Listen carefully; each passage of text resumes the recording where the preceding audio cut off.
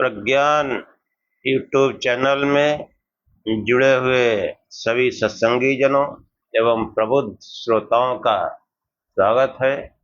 सभी का अभिनंदन है और सभी को मेरा प्रेम पूर्वक जय शिव जय शिव। योग दर्शन के पिछले आख्यानों में जो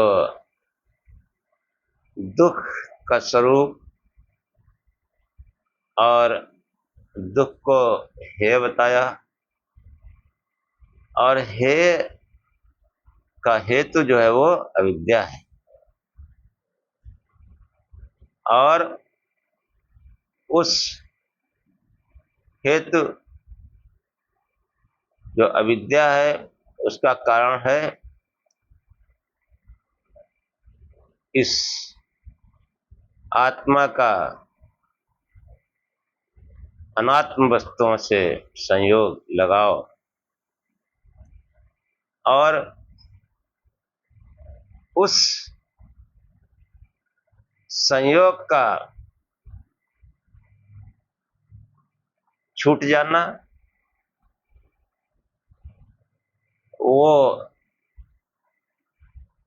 वही हान है।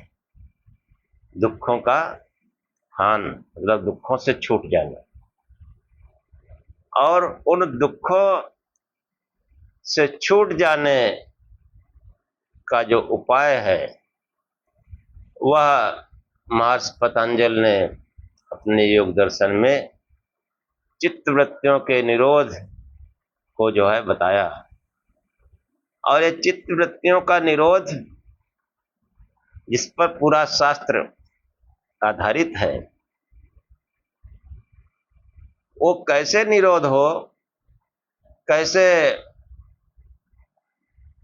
दुखों का नाश हो, उनको हानोपाय कहा गया। और वो जो है कहते हैं कि उसकी जो है 7 भूमियां हैं। हाँ, 7 भूमियां जो है ये जो संयोग का जो अभाव होता है तस्य सप्तधा प्रांत भूमि प्रज्ञा कि वो जो है उसकी प्रज्ञा जो है 7 भूमियों वाली होती है। उसका विस्तार से विवरण दूसरे आख्यान में प्रस्तुत किया गया और वो जो है सप्तधा प्राण भूमि प्रज्ञा कैसे प्राप्त हो, इसलिए जो है महर्षि पतंजलि ने योग के अंगों का अनुष्ठान करने को कहा। और यही जो है विद्वानों के लिए योग दर्शन का सर्वोत्कृष्ट भाग है। हर योग का जिज्ञासु अष्टांग योग को जानना चाहता है, समझना चाहता है, समझने का प्रयत्न करता है। तो आज के आख्यान में अष्टांग योग का ही जो है उसी पर चर्चा की जाएगी और यहीं से आज का आख्यान आरंभ करते हैं। ओम असतो मा सद्गमय तमसो मा ज्योतिर्गमय मृत्योर्मामृतम गमय। हे परम गुरु, हे परमात्मा, हमें असत्य से सत्य की ओर ले चलो, अंधकार से प्रकाश की ओर ले चलो तथा मृत्यु से अमरता की ओर ले चलो। उन योग अंगों का उपदेश करते हुए महर्षि पतंजलि कहते हैं कि योगांगा अनुष्ठानात् अशुद्धि क्षये ज्ञान दीप्ति अविवेक ख्याते। अविवेक ख्याते मतलब विवेक ख्यात पर्यंत जो ज्ञान हो जाता है योग के अंगों के अनुष्ठान से। हाँ, और विवेक ख्याति ही जो है उस अविवेक और अविद्या को दूर करने का उपाय है, अन्य कोई उपाय नहीं। और विवेक क्या थे? वो समाधि में होता है, बातों से नहीं होता। उसके लिए योग के अंगों का अनुष्ठान करना पड़ता है। सांख्य में धारणा, ध्यान और समाधि के माध्यम से बताया गया, और महर्षि पतंजलि ने उसको जो है और विस्तार देते हुए 8 अंगों का जो है उल्लेख किया है। और उसी को जो है बताते हुए कहते हैं कि योग के अंगों का अनुष्ठान करने से ये जो विकार हैं, जो अपवित्रता है, जो अशुद्धियां हैं, उनका क्षय हो जाता है। हाँ, जैसे आप योग करेंगे, ध्यान करेंगे, तो सबसे पहले क्या होता है कि अशुद्धियों का नाश होता है। ये शरीर जो है स्वस्थ हो जाता है, सूक्ष्म शरीर स्वस्थ हो जाता है, स्थूल शरीर स्वच्छ हो जाता है, और कारण शरीर बुद्धि भी निर्मल हो जाती है, वो भी स्वच्छ हो जाती है। हाँ, और बुद्धि ही जो है वही सांख्य में चित्त है। चित्त के निर्मल होने से वो ज्ञान जो है विवेक पर्यंत हो जाता है। विवेक पर्यंत अविवेक कहते हैं। कि जो है इसी इन्हीं अंगों का जो है, इन 8 अंगों का जो है अनुष्ठान कैसे किया जाए, अशुद्धियों का क्षय कैसे होगा, और ज्ञान जो है कैसे प्रकाशित होगा। ज्ञान दीप्ति, ज्ञान प्रकाशित हो जाता है। दीप्ति मतलब प्रकाशित हो जाता है। अब कहां तक प्रकाशित हो जाता है? अविवेक ख्याते विवेक पर्यंत धीरे धीरे होता है, और अंततः वो विवेक ख्याति यानी समाधि की अवस्था आ जाती है। कि जो आगे जो विस्तार पूर्वक योग के अंग बताए गए, उनका अनुष्ठान करने से चित्त के अविद्या आदि क्लेश, सब क्लेश रूप जो मल हैं, उनका नाश हो जाता है। हाँ, ये अशुद्धियां जो ये अविद्या है, और जो अविद्या के कारण जो क्लेश आए हैं, उन सब का जो है इन योग के अंगों के अनुष्ठान से क्षय हो जाता है। योगांगा अनुष्ठानात अशुद्धि क्षय। और जब अशुद्धि का क्षय हो जाता है, वो अंधकार हट जाता है, तब जो है ज्ञान का प्रकाश जो है वो विवेक ख्याति पर्यंत हो जाता है, समाधि पर्यंत। नीचे स्तर से भी ज्ञान होता है, लेकिन वास्तविक ज्ञान जो है वो समाधि अवस्था में हो जाता है, और समाधि अवस्था में फिर वहां क्लेशों का कोई काम नहीं रहता। वो क्लेशों से, दुखों से सदैव के लिए मुक्त हो जाता है। और वही मोक्ष है। तो विवेक ख्याति मोक्ष है, वही समाधि है। ये जो है मतलब जो मुख्य जो लक्ष्य है वो विवेक ख्याति है, क्योंकि अविवेक के कारण ही ये जो है अविद्या के कारण ही इन दुखों का जो है समूह आ खड़ा हुआ, और योग के अंगों के अनुष्ठान से ये दुख जो है वो दूर हो जाते हैं। चित्त निर्मल हो जाता है, बुद्धि निर्मल हो जाती है, और उस निर्मल चित्त में उस आत्मा की आभा स्पष्ट रखने लगती है। तो ये जो है योग के अंगों का अनुष्ठान अशुद्धि जो है या दोष जो है उनको दूर करने का कारण है। हाँ, अर्थात चित्त से दोषों का वियोग कर देता है योग का अनुष्ठान। तात्पर्य होगा कि योगांगानुष्ठान दोषों के वियोग का कारण है, पर वही अनुष्ठान विवेक ख्याति की प्राप्ति का कारण है। आचार्यों ने जो है कारण 9 प्रकार के बताए हैं। कि उत्पत्ति स्थिति व्यक्ति विकारा प्रत्ययाप्तय वियोगान्यत धृतया कारणम नवदा स्मृतम। कारण निम्नलिखित रूप में 9 प्रकार का बताया जाता है। उत्पत्ति कारण, स्थिति कारण, अव्यक्ति कारण, विकार कारण, प्रत्यय कारण, प्राप्ति कारण, वियोग कारण, अन्वयत्व कारण, धृति कारण। उत्पत्ति जैसे वृक्ष का जो है, वृक्ष की उत्पत्ति का कारण बीज है।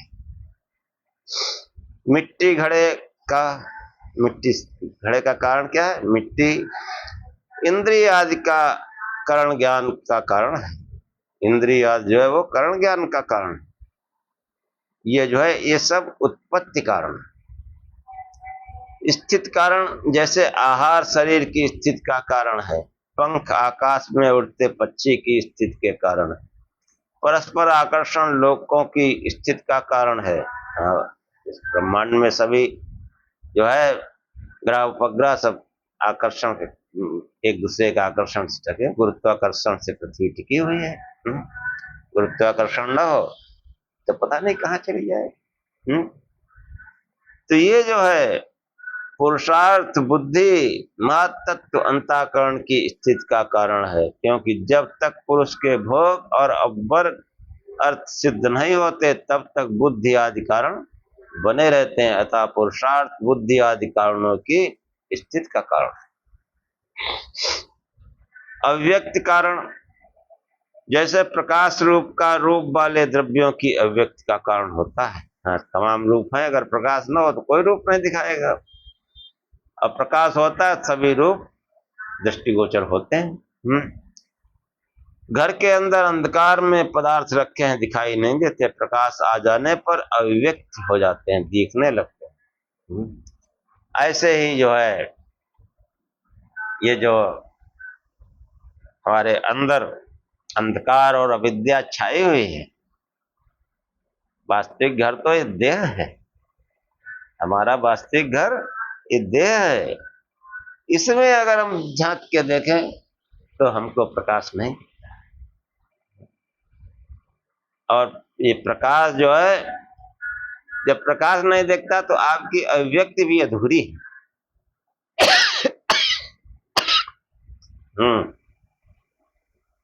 अभिव्यक्ति भी अधूरी है, टटोल रहे अंधेरे। क्योंकि ये जितने भी धर्माचार्य ये सब अंधेरे में ही तीर मारना है। हाँ, अब जब 99% वैसे है तो सब उसमें समेट दिए जाते हैं। एक आध ऐसा नहीं कि कोई है नहीं है, ऐसा नहीं कोई है नहीं तो ये पृथ्वी टिकी नहीं। जिस दिन कोई भक्त नहीं रहेगा, कोई आत्मज्ञानी नहीं रहेगा, ये ब्रह्मांड नष्ट हो जाएगा, ये प्रकृति है इसकी लय अवस्था आ जाएगी। कोई है भक्त, कोई योगी सन्यासी ज्ञानी है जिससे सृष्टि कायम है। ये सिद्धांत, हाँ, बहुत बड़ी बात है। लेकिन ज्यादातर जो है वो अंधेरे में तीर मार रहे हैं, उनकी अभिव्यक्तियां स्पष्ट नहीं है, सब अंदाज। हाँ, जो बात कहेंगे बाद में उसी का खंडन कर देंगे, पता नहीं क्या क्या, मैं तो कहूंगा बकवास करते हैं। और एक ही काम है भोले भाले मनुष्यों को ठगना। तन मन धन सब ठग लेते हैं, ऐसे ऐसे लोग हैं।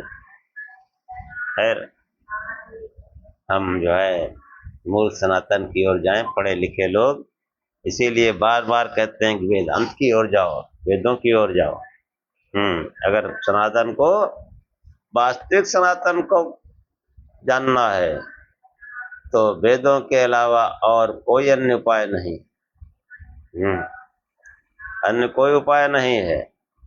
ये लीला श्राप वरदान ये कोई सनातन नहीं है। ये जड़ बुद्धियों वाले के लिए ये सनातन का रूप पहले आख्यान में ही बता चुके, और विद्वान भी उसी में डटे हुए हैं। मनोरंजन कर रहे, मनोरंजन थोड़े कर रहे, पैसा कमा रहे हैं। एक एक काम में पैसा मिले। तो ये जो है अव्यक्त कारण, जैसे प्रकाश रूप का तथा रूप वाले द्रव्यों की अव्यक्त का कारण होता है। घर के अंदर अंधकार में पदार्थ रखे हैं, दिखाई नहीं देता है, प्रकाश आ जाने पर अव्यक्त हो जाते हैं, देखने लगते हैं। ऐसे इस पिंड में जब प्रकाश होता है योग के अनुष्ठान से, तब ये बुद्धि ठीक ठीक काम करती है, सब पदार्थ ठीक ठीक दिखाई देते हैं। इन्हीं संसार में फिर भूल चूक प्रमाद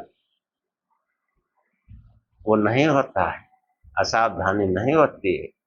फिर बुद्धि जो है वो ठीक ठीक काम करती है। धियो यो न प्रचोदयात् तत्सवितुर्वरेण्यम भर्गो देवस्य धीमहि धियो यो न प्रचोदयात्। हाँ, तत्सवितु, जिसने संसार का प्रसव किया है, इस संसार की उत्पत्ति जिसने की, रचना की है, वह वर्णीय है। बने बनाए संसार में आया ना, वो वर्णीय नहीं है। गायत्री को आप बार बार सुने, गायत्री पर 2 आख्यान हमने बनाए, और एक और भी बनाया है बाद में उपनिषदों के प्रसंग में। तो गायत्री तो सर्वोच्च मंत्र है, जन जन में व्याप्त है, लेकिन उसको भी नहीं समझते हम। कि वो जो है भर्गो देव सिद्धि में, उस तेज स्वरूप, उस प्रकाश स्वरूप देव का हम ध्यान करते हैं। हाँ, ये जब करोगे तब आगे सही होगा। कि वो तेज जब प्रकट होगा तो धियो यो न प्रचोदयात्, बुद्धि जो है सन्मार्ग में चलेगी, ठीक ठीक उसको ज्ञान होगा क्या करना है क्या नहीं करना है। तब वो बुद्धि में प्रकाश आएगा, तब वो उसकी अभिव्यक्ति जो है सही होगी। ये अभिव्यक्ति कारण। और विकार कारण चौथा, जैसे अग्नि में पककर दाल या चावल गल जाता है, यहाँ अग्नि उनमें विकार का कारण है। खटाई से दूध में विकार होकर दही बन जाता है, यहाँ खटाई विकार का कारण है। तो ये जो है अग्नि में पककर दाल या चावल गल जाता है, ऐसे ही उस तप से, उस प्रकाश स्वरूप के ध्यान से, अग्नि स्वरूप के ध्यान से ये जो विकार हैं ये गल जाते हैं, ये जल जाते हैं। और जलते जलते पहले जलेंगे, अब फिर जब समाधि की उच्च अवस्था यानी निर्विष समाधि में ये बिल्कुल विकार एकदम बीज रहित हो जाते हैं, इनका बीज भी दग्ध हो जाता है, फिर ये कभी विकार मनुष्य में उभार नहीं पा सकते। और 5वां है प्रत्यय कारण।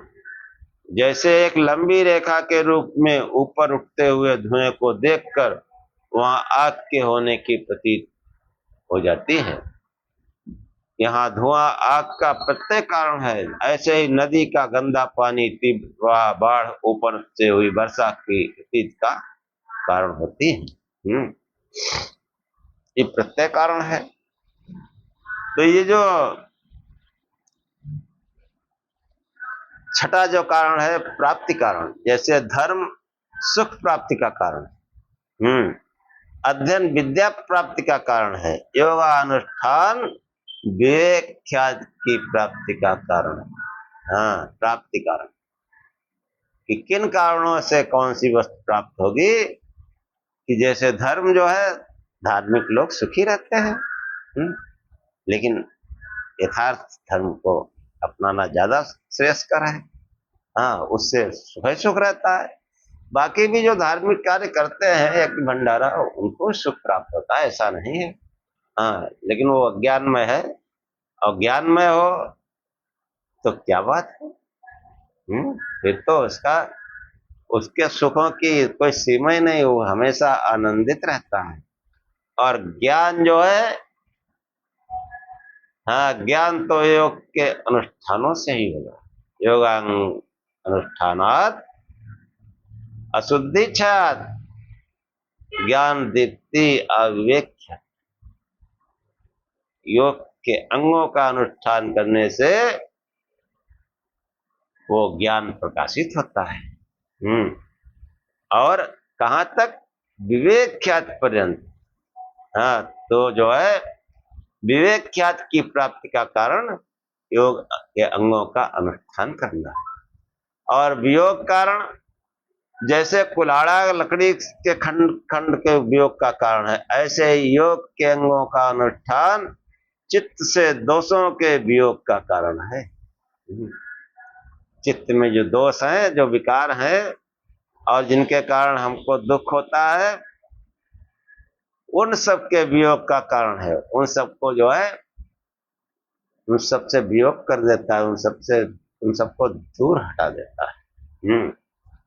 अन्यत्व कारण, वस्तु के एक रूप को अन्य रूप में परिवर्तित कर देना। जैसे सुनार कुंडल को बदलकर कड़ा बना देता है, सुनार कड़े का अन्यत्व कारण है। सांख्य योग में इसका एक और उदाहरण दिया जाता है।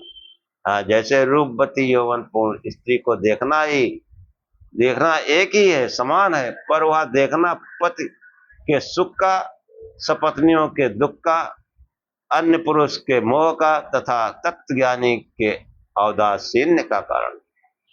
हाँ, एक रूपवती स्त्री उदाहरण दिया है, उसको अलग अलग तरीके से लोग देखते हैं। हाँ, अन्य अन्य कारण है। तो योगी दूसरी दृष्टि से देखता है, उसका पति दूसरी दृष्टि से देखता है, उसके जो है, हाँ, प्राचीन युग में जो है बहुविवाह प्रथा थी, तो अन्य पत्नियां दूसरे नजर से देखती हैं। सबका जो है, हाँ।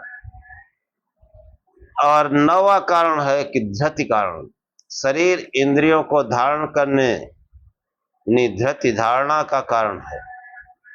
तथा इंद्रियां शरीर को धारण करने का, महाभूत शरीर के तथा परस्पर एक दूसरे के धारण करने में कारण होते हैं। मानव, पशु पक्षी, औषध, वनस्पति आज सभी यथार्थ जो अपने अस्तित्व में अन्य के सहयोग की अपेक्षा रखते हैं, वे सब परस्पर आधृत, एक दूसरे के धारण करने में सहयोग से सब आपस में धृत के कारण। योगा अनुष्ठान में केवल दो कारणों का उपयोग होता है, प्राप्ति कारण और वियोग कारण। ये जो 9 कारण बताए गए, योग के जो है अनुष्ठान में 2 कारण होते हैं, यानी प्राप्ति मतलब विवेक ख्याति, और वियोग यानी दुखों से वियोग, अविद्या से वियोग। ये जो है चित्त के जो दोष हैं, उनका वियोग जो है वो योग अनुष्ठान से हो जाता है। और ज्ञान जो है विवेक पर्यंत प्रकाशित हो जाता है। ये उसके जो है प्राप्ति कारण है। प्राप्ति और वियोग उदाहरण प्रसंग में जो है पीछे सब समझाया जा चुका है। हाँ, प्रसंग प्राप्त योग के अंगों का आचार्य सूत्रकार अवधारणा करता है कि वो जो 8 अंग है वो कौन कौन से हैं। यम, नियम, आसन, प्राणायाम, प्रत्याहार, धारणा, ध्यान, समाधयो अष्टाव अंगानि। तो 8 अंग कौन से हैं? यम, नियम, आसन, प्राणायाम, प्रत्याहार, धारणा, ध्यान और समाधि। सांख्य में भी जो है इन अंगों का वर्णन किया गया, लेकिन विशेष तौर से जैसे आसन अवधारणा और ध्यान, इनका विशेष उल्लेख किया गया है और सही भी है। और ये जो अष्टांग योग है, ये जो है उसको और विस्तारित करता है। हाँ, और भी स्पष्ट करता है कि जो है योग के अंगों का अनुष्ठान क्या क्या होता है। करना तो वही है कि आसन मार के बैठो, और आसन का क्या परिणाम होता है अभी आगे अष्टांग में बताया जाएगा। क्योंकि नियम तो थोड़ा हम पालन कर लेंगे, यम का पालन जो है वो योग के अनुष्ठान, जो वास्तविक योग है ध्यान, और ध्यान धारणा से होता है, और ध्यान धारणा के लिए आसन आवश्यक है। इसलिए जो है सांख्य में इन 4 अंगों पर विशेष बल दिया गया, और योग में 8 अंगों का वर्णन किया गया है कि आसन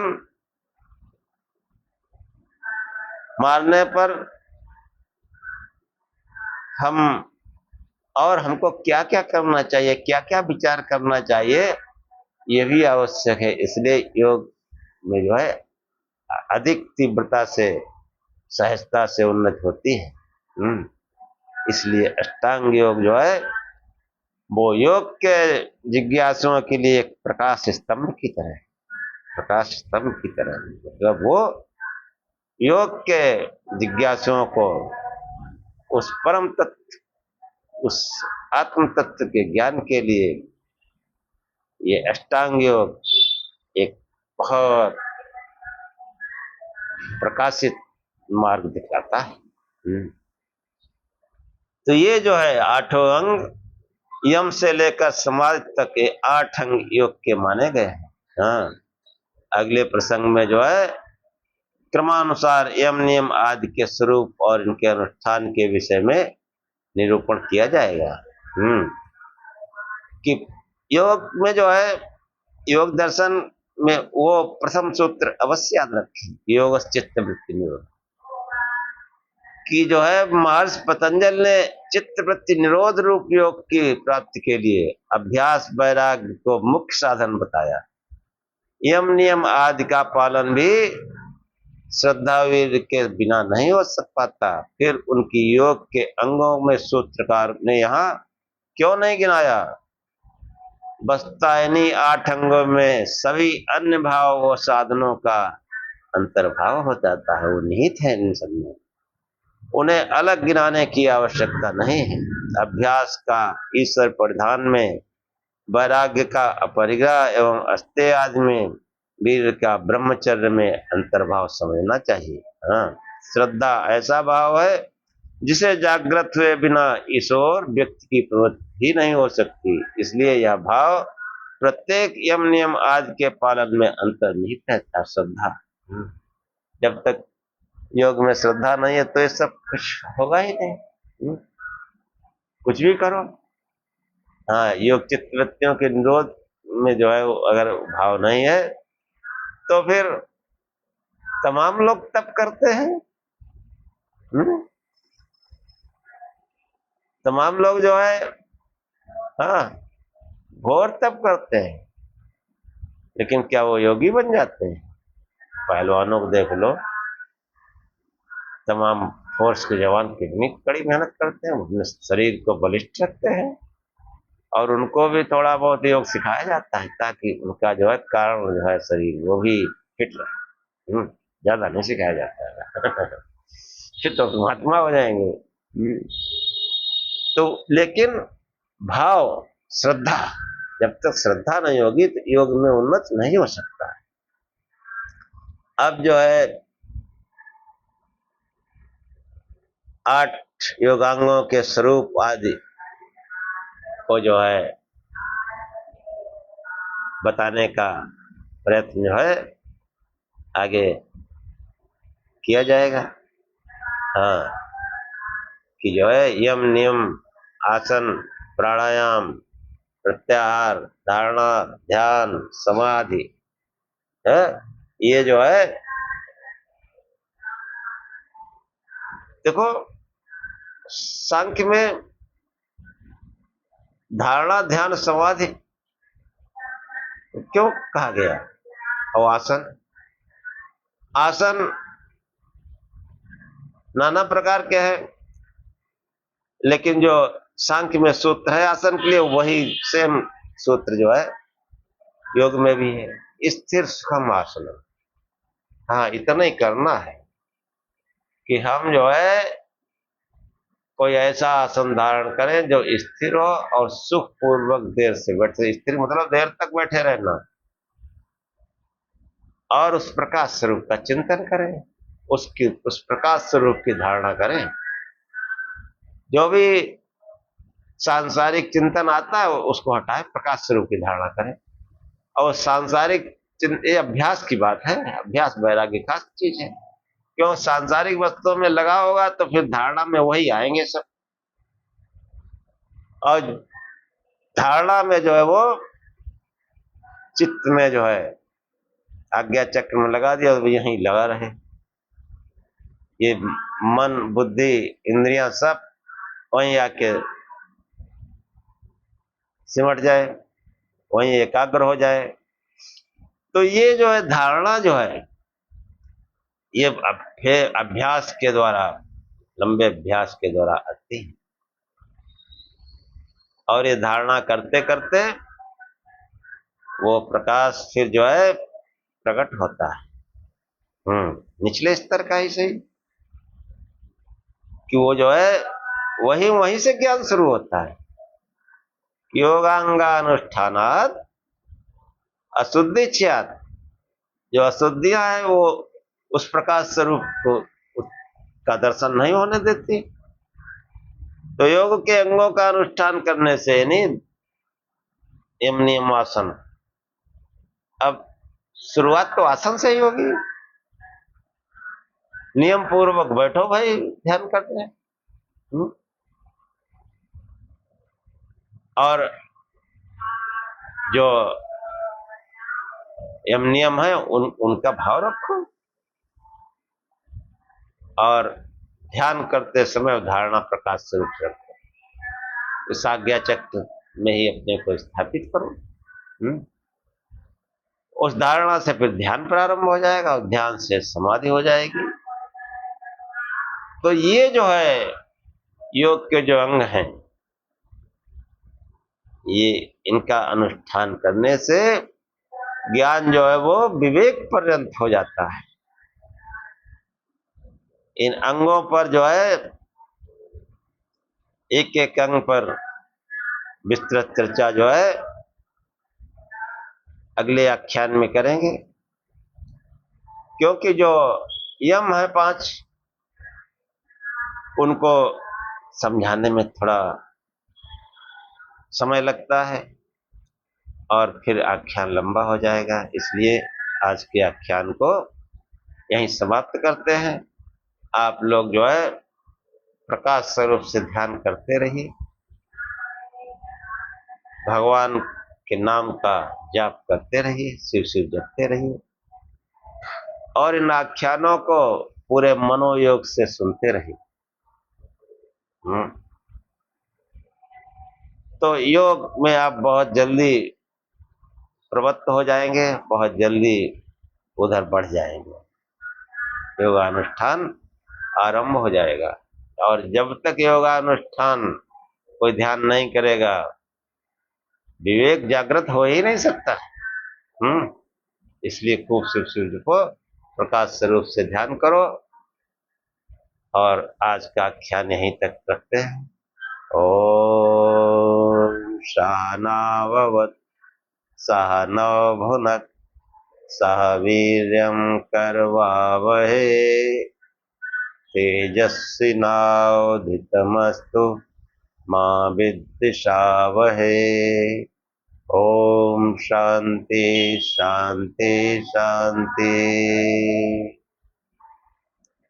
हे परमात्मा, हम दोनों श्रोता और वक्ता को दोनों की साथ साथ रक्षा करें। सहनावत सहनौ अवत, हम दोनों की साथ साथ रक्षा करें। सहनौ भुनक्तु, हम दोनों को साथ साथ पालना करें, हम दोनों साथ साथ भोग्य पदार्थों को प्राप्त करें। सह वीर्यम करवावै, हम दोनों साथ साथ बल को बढ़ावें, पराक्रम करें। कोई वीरवान पुरुष ही पराक्रम कर सकता है। आगे योगांगों में इसको ठीक से समझाएं। तेजस्वी नावधित मस्तु, हमारा पढ़ा पढ़ाया, हमारा वेद ज्ञान संसार में फैले, हम दोनों मिलकर इन आख्यानों को आगे बढ़ाएं। इसी से हमारा आपका पढ़ा पढ़ाया वो तेजस्विता को प्राप्त करेगा। हम आपस में द्वेष न करें। श्रोता और वक्ता, आचार्य और शिष्य, उपदेष्टा और शिष्य, दोनों में जो है द्वेष भाव नहीं होना चाहिए। द्वेष भाव से फिर इस सत्संग से कोई लाभ नहीं। और हे परमात्मा, हम दोनों को, श्रोता और वक्ता को त्रिविध शांति प्राप्त हो, दैहिक दैविक भौतिक, इन तापों से हमको शांति प्राप्त हो। ये ताप ये दुख हमारे जीवन में ना आए। ओम शांति शांति शांति। जय श्री।